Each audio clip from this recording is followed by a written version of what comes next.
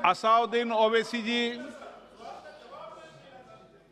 Speaker sir, आपका बेहद शुक्रिया कि कल शाम में आपने फ़ोन करके मेरी खैरियत और मुझसे दरियाफ़्त किया कि क्या हुआ, और आपने मुझे बताया कि आपने फ़ौरन पुलिस के आला अहदेदारों से बातचीत भी की। मैं आपका बेहद शुक्रिया अदा करता हूं कि आपने अपनी संवैधानिक जिम्मेदारी को एक रुकने पार्लिमान की जान पर जब कातिलाना हमला किया गया टोल गेट पर, आपने उस बात की। मैं आपका शुक्रिया अदा करता हूं। स्पीकर साहब, मैं मुख्तसर से यहाँ पर ये बात कहना चाहूँगा कि मुख्तलिफ़ सियासी पार्टियाँ मुख्तलिफ़ प्रदेश में इक़्तिदार पर हैं। ये बात आप तमाम को मैं गोशगुजार कर रहा हूँ कि आखिर ये कौन लोग हैं जो गोली पर भरोसा करते हैं, बैलेट पर नहीं करते। आखिर ये कौन लोग हैं जो इतना रेडिकलाइज हो चुके हैं कि इनको इस संविधान पर एतमाद नहीं रहा, उनको अंबेडकर के बनाए हुए संविधान के खिलाफ हैं, जो इतनी नफरत पैदा करते हैं। आखिर ये कौन लोग हैं? मैं इसको सियासी गुफ्तगू नहीं करूंगा, ये सबके लिए छोड़ रहा हूं, क्योंकि जहां तक मुझे मालूम कि मैं 2 मरतबा का विधायक हूं, 4 मरतबा का सांसद हूं, और अगर इस तरह से अगर राजनीति आगे बढ़ेगी कि टोल गेट पर गाड़ी रुकती है और 4 राउंड गोलियां चलाई जाती हैं, आखिर इन नौजवानों को ये कैसे रेडिकलाइज हुए? और मैं सरकार से पूछना चाहता हूं कि क्या उन्होंने ये रेडिकलाइजेशन सैयद कुतुब की किताब पढ़कर रेडिकलाइज हुए, अब्दुल्ला अज़ाम की किताब पढ़कर रेडिकलाइज हुए, या अयमन अल ज़ोहरी की किताब पढ़कर रेडिकलाइज हुए?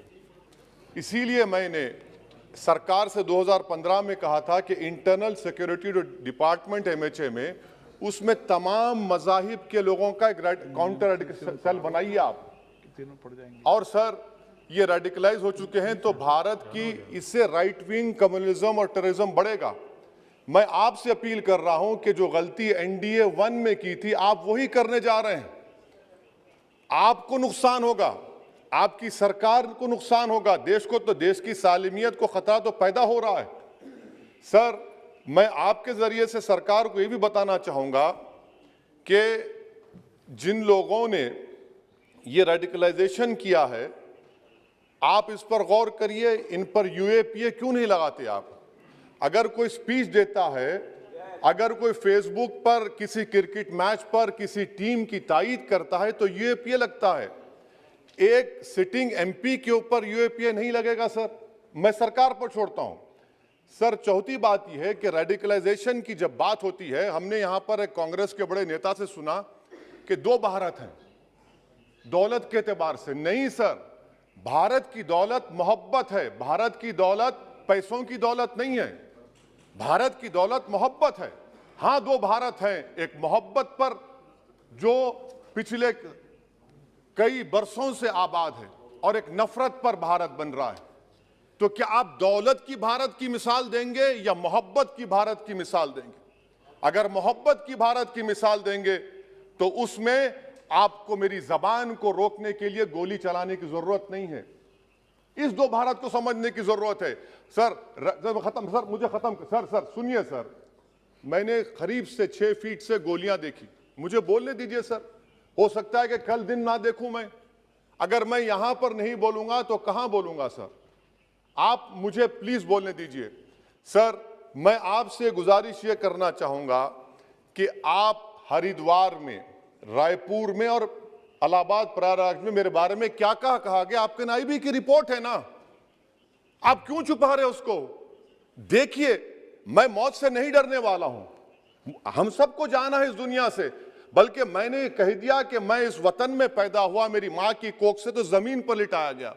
जब मेरी आंख बंद हो जाएगी तो इंशाल्लाह औरंगाबाद की जमीन मुझे दफनाया जाएगा। मगर मैं आपसे अपील करना चाह रहा हूं सरकार से सर, कि जो कुछ बातें की गई हैं उसको देखिए। मैं Z कैटेगरी सिक्योरिटी नहीं चाहिए मुझे, मैं हरगिज नहीं चाहिए मुझे। मैं 94 से पॉलिटिक्स में हूं, मैं आजाद जिंदगी गुजारना चाहता हूं। मैं घुटन के साथ जिंदा नहीं रह सकता इस दुनिया में।